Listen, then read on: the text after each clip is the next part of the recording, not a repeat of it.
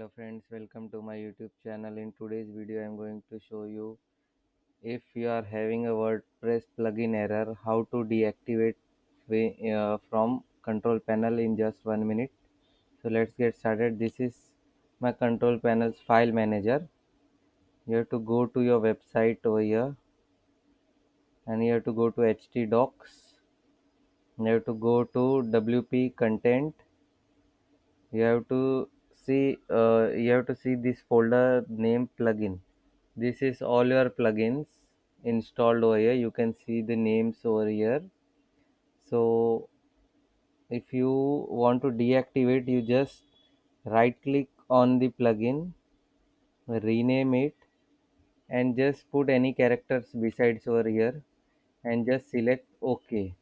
Then all your plugins will be get deactivated. Okay. If suppose you want to deactivate any one plugin, then go inside the folder.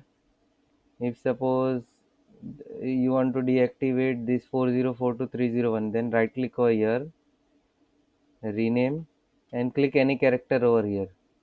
Your plugin will get deleted. Okay, and this is how you go deactivate your plugin. If suppose you want to deactivate all plugin, then you have to rename the folder. If you want to deactivate single plugin, then you have to just uh, just rename any one of the plugin that's making changes to your WordPress for not getting logged in.